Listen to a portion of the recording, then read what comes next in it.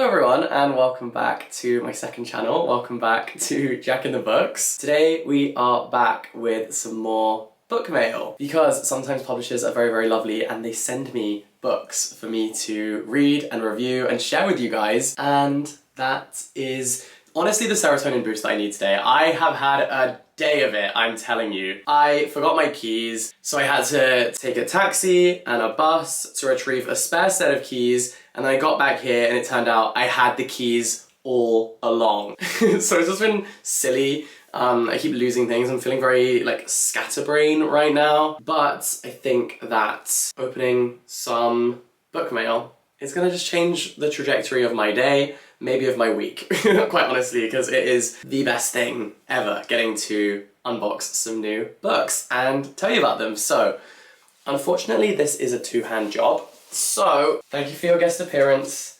He'll get his appearance fee, don't worry. He's a diva. These are the first 3 packages. I'm very excited about this top one. Pause! Those of you who recognize this name are real ones. This is the author of I Want to Die, But I Want to Eat Tteokbokki. And oh my gosh, look! In here, this is crazy.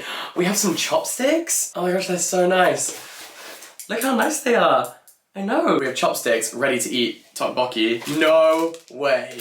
Custom socks? Okay, book PR, the game just changed. I want to die, but I still want to eat tteokbokki. Custom socks. So here is the book. I want to die, but I still want to eat tteokbokki. It's so cool. There's actually an edition too with sprayed edges that has little chopsticks along the side. This is translated by my wonderful friend Anton Her. It's by Baek Sihi, and basically, oh look, the surprises just keep coming. The first book is basically all about stickers.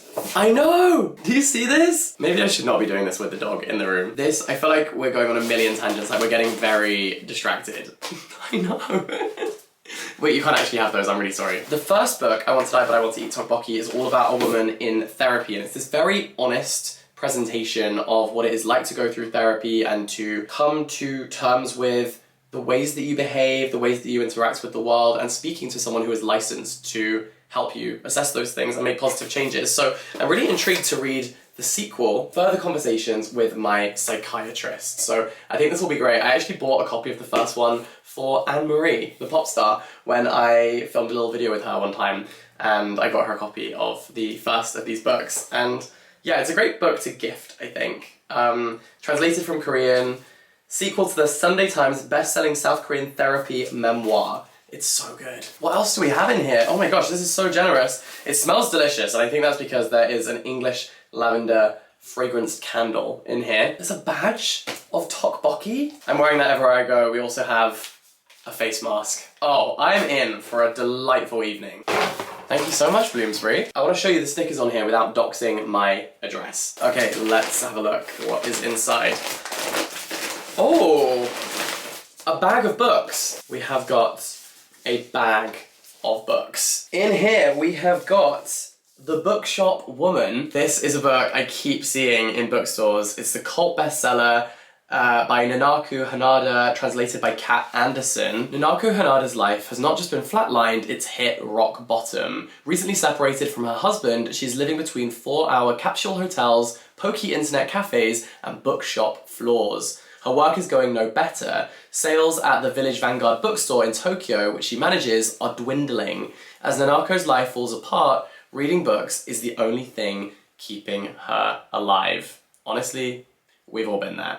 We might even still be there. But that sounds incredible. That sounds like a book I'm going to absolutely devour. So that is The Bookshop Woman. What else do we have in this bag? Okay, well firstly, great covers from Brazen. These are wonderful.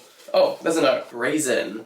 That is such a cool postcard. I may even stick that on my wall. I love that. Hi Jack, we're delighted to send you our 3 big titles for this summer. We're huge fans of your content, so we can't wait to hear what you think. Team Brazen. Brazen?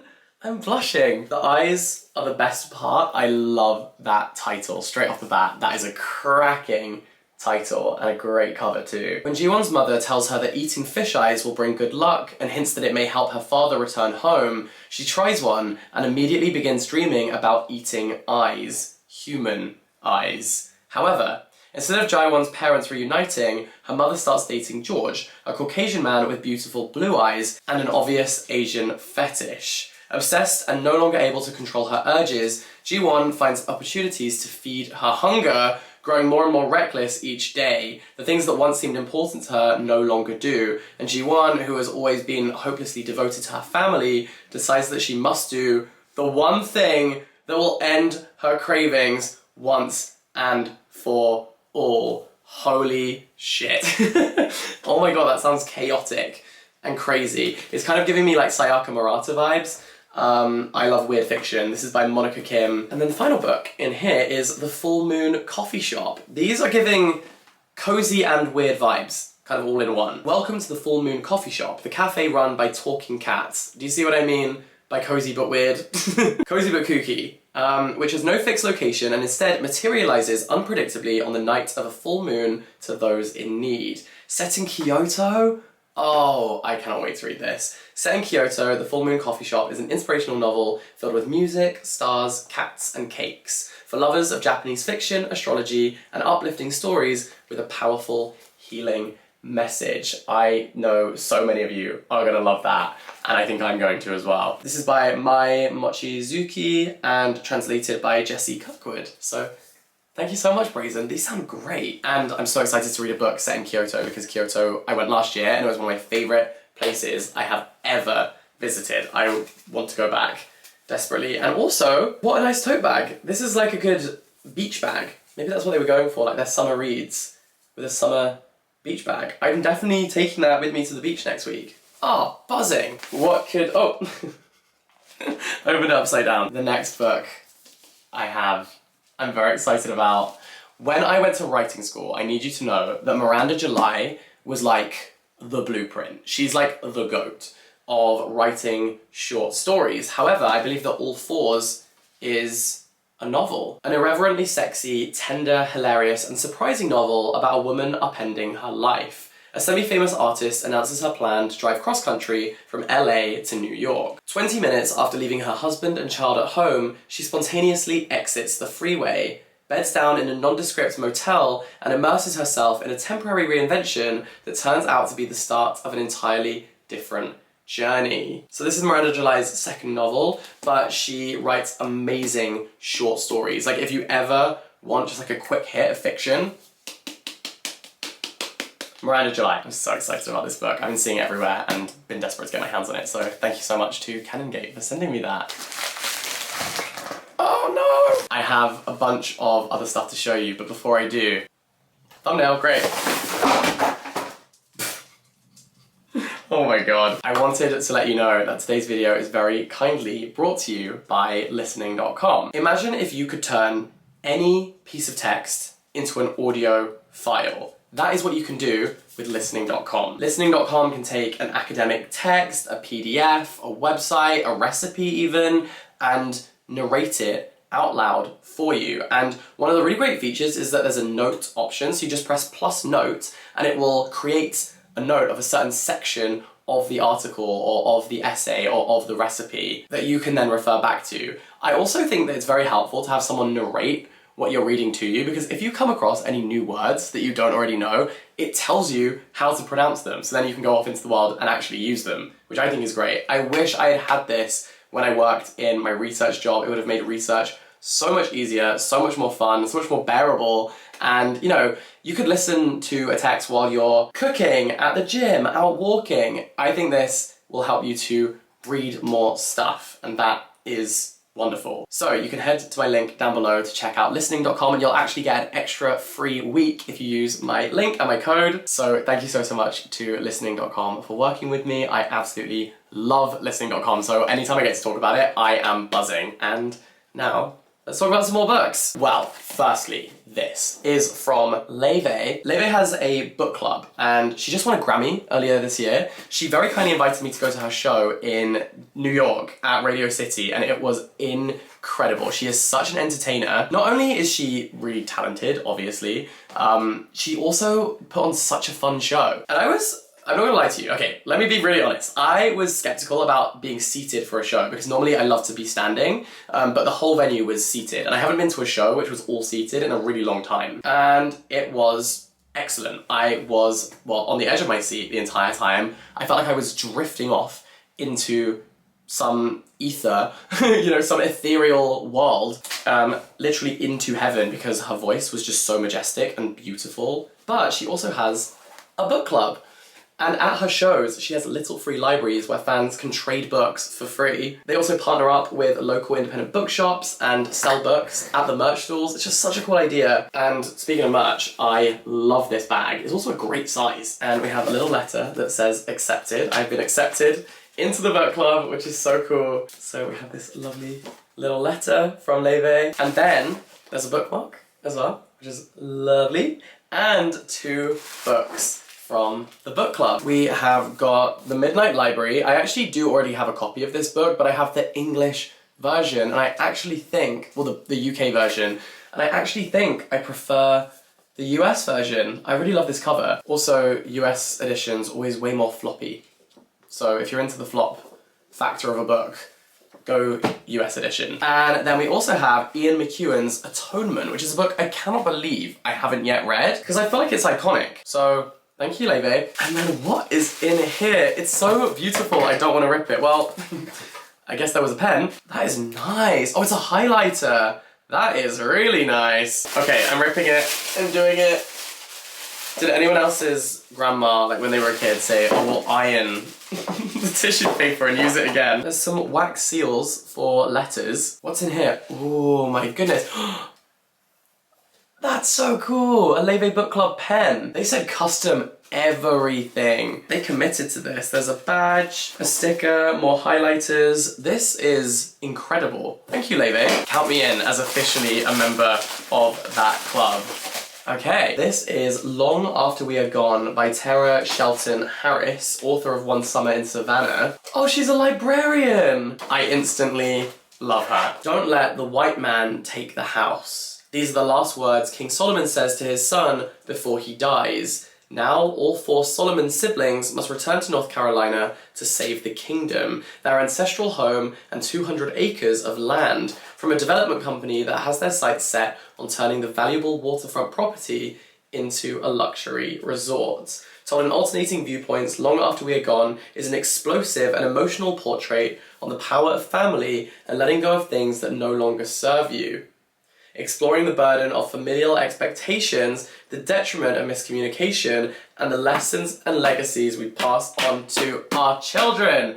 That sounds so good. That is Long After We Are Gone. I love that title too, and it ties in all of those themes perfectly.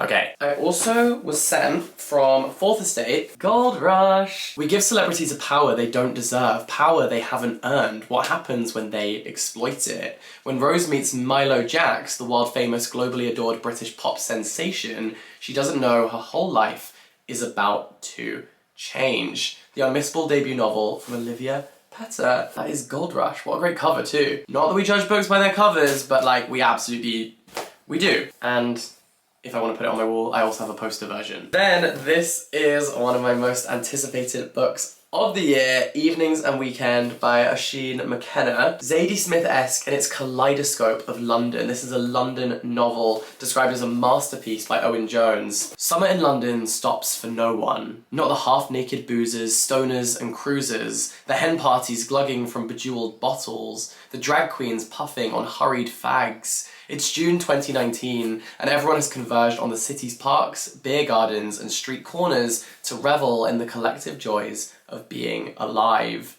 Everyone but Maggie. She's 30, pregnant and broke.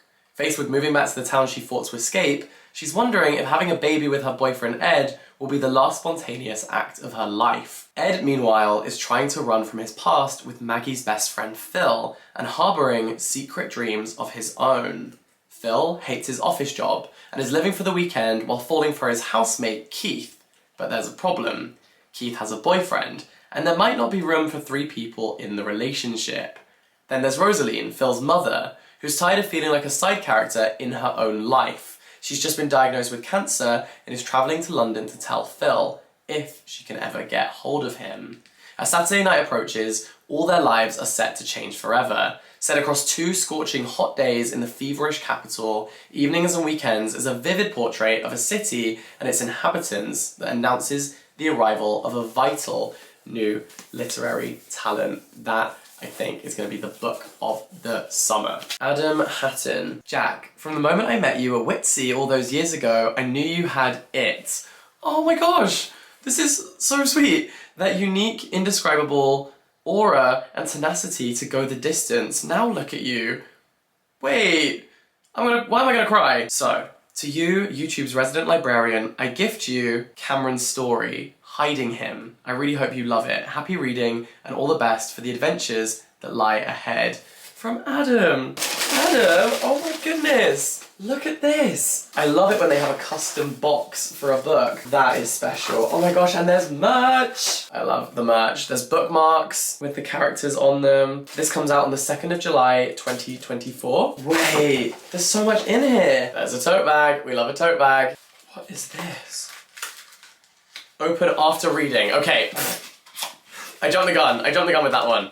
Not yet. And, oh my gosh. Yes! Ignore the tag. Oh my god, I blinded myself. Jesus Christ. Why did I ping that back at my eyeball? Anyways, we have some glasses that nearly blinded me. Entirely by my own fault. Hiding Him. Let's get one thing straight. Cameron Hawkins isn't. What he is hopelessly single and longing to escape his village in the arse end of nowhere. That is until a newcomer arrives, Finn. He's tall, dark, obscenely handsome, and somewhat of an enigma. Is Finn the answer to Cam's happily ever after, or will shadows of the past stand in the way of their palpable chemistry? How cool is that? Congrats, Adam. Oh my gosh. And that wraps up this book haul. Thank you so much for watching. Have a wonderful day. My camera battery is about to die, so I love ya, and I'll catch you next time. Bye-bye.